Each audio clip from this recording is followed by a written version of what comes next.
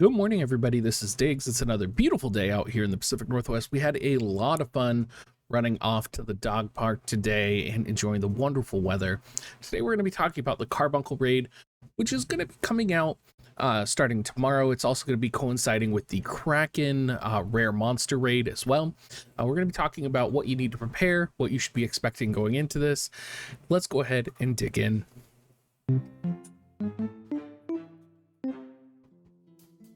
All right, so this is going to be probably one of the most important and the easiest raids to come out in a long time. We do have Carbuncle. Carbuncle is going to give no status ailments of any type, and Carbuncle is going to be weak to Dark and Slash. And I mean, you're not going to be able to use magic on him, but the fact that Dark and Slash is his weakness means that literally probably everybody is going to have some type of composition to be able to take Carbuncle down. What you're going to need potentially would be Dark Slash, Blizzard Slash, Rainbow Slash, some combination of that. I would bring single hit resistance, magic resistance, AoE resistance, or Spirit up. Spirit Plus is probably the more universal magical defense that you could bring, just because the enemies are going to be casting Banish and Carbuncle is going to be doing AoE magic resistance down. So I would bring Spirit up, or as much Spirit Plus as I would get on my units here.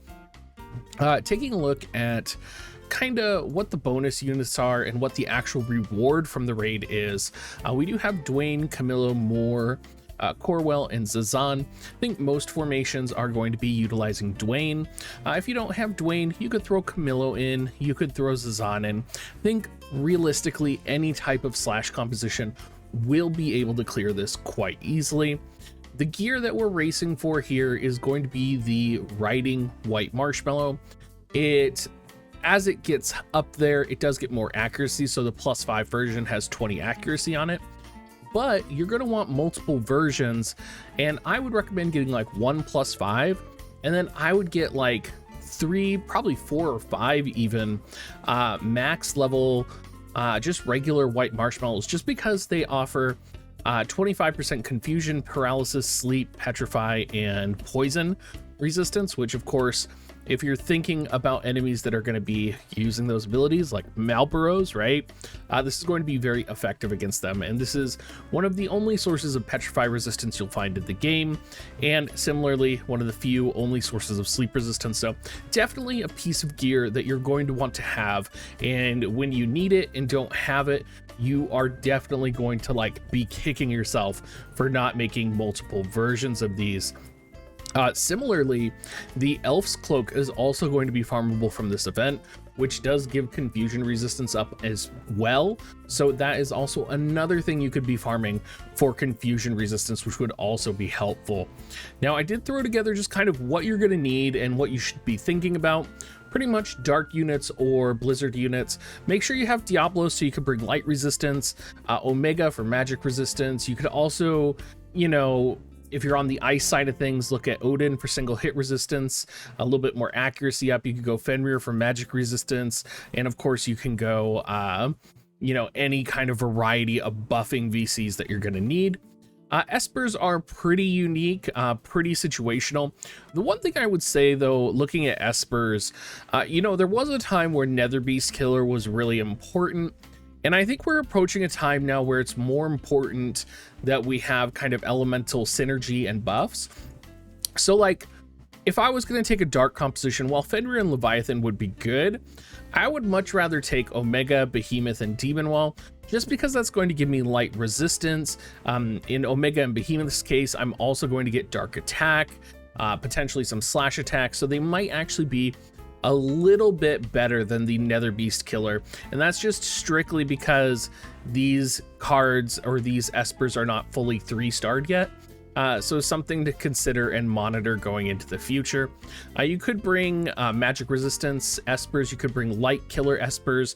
These are all extremely valuable and possible. In terms of equipment, of course, Thancred TMR, if you have access to the Luminous Bracelet, from Farming Tower.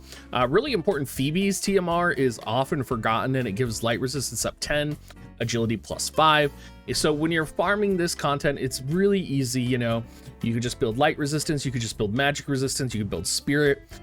It doesn't matter how you do it, there's a lot of different ways to go about it, but you do need to kind of commit to one. In terms of equipment, you could bring magic resistance, you could bring AoE resistance, you could bring Tidus's necklace or smart coat for magic resistance. Again, you could use single hit resistance. What's important is that you have those resistances on your characters and you're keeping them in mind, especially if you're running, say, like a dark comp and you're bringing Stern, right, with like Hazard Break or Hazard Crusher, you know, whatever it is he's using, he's going to be losing HP. So do you have a way to kind of mitigate that? Definitely something to consider. You'll also notice I have Black Rose Helena up there. Black Rose Helena, you know, you could bring her in kind of one of her optional forms, right? Like, you don't necessarily have to bring her as a magic dealer because, of course, Carbuncle's going to have Reflect and will kill her. So you don't want to bring her as a magical unit, but you might want to take her as potentially, right, a spell blade, right? You could take her as a kind of dark blade user or a dark blade user. However, honestly, I would probably just, you know, forget Black Rose Helena completely, and I would just focus on, you know, the standard bread and butter compositions that we are used to with dark formations. Now, the Kraken side of things does have some status ailments you do need to be aware of. It has Blind and it also has Immobilize. Basically, he's going to be weak to Lightning and Pierce and Lightning and Magic.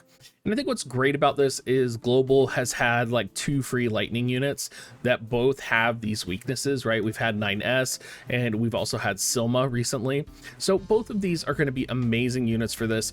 And honestly, I think any combination of Lightning units is going to be able to deal with Kraken.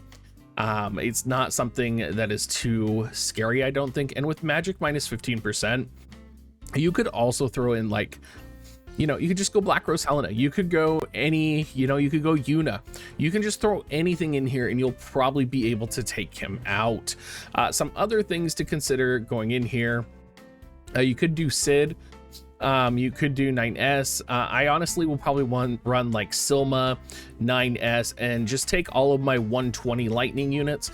Sakura is another huge thing that I think a lot of people don't think about when we are thinking about lightning element units, right? Because Sakura does have kind of that dual nature element with her, and she does have that capacity to buff resistances and debuff resistances, and she's just a very powerful unit overall.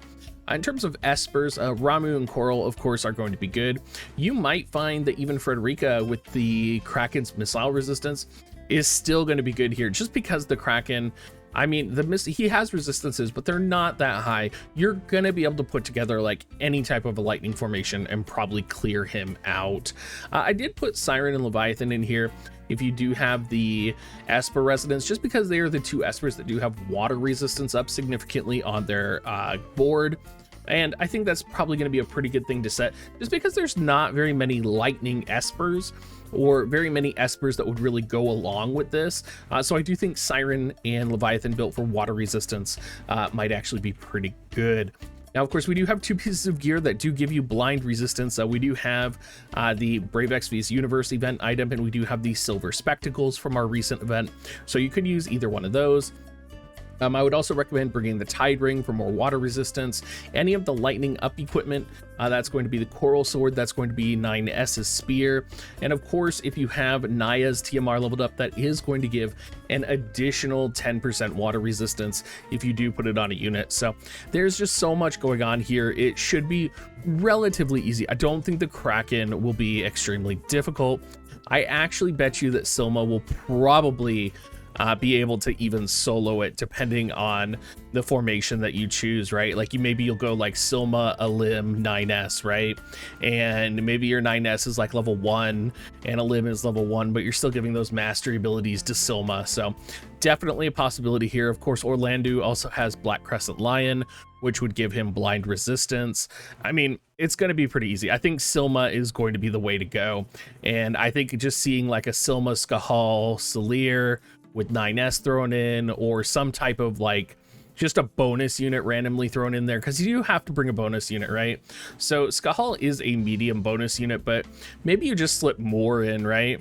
Maybe you're just like, oh yeah, more, you can go in there. You're a magic user. right? Or maybe you throw Camillo in whatever your highest level bonus unit is here, and you just throw them in. And you're like, all right, this shouldn't be too hard. Anyway, everybody, I hope you guys are all going to have a great rest of your day. We do have another video coming out on the should you pull later this afternoon. And of course, we will be pulling with my mom later tonight as well. So I hope you guys are all looking forward to that. If you are planning on buying Visio, make sure you go to dig.gs/coins. If you do want to support me, even if you aren't going to be purchasing coins, you can go to dig.gs/coins whenever you're purchasing anything off Amazon. Just go to the checkout box from my link and you'll be set, and it does support me. So even if you're not doing Amazon coins, there is a way to do that. Thank you so much, everybody, and have a great rest of your day.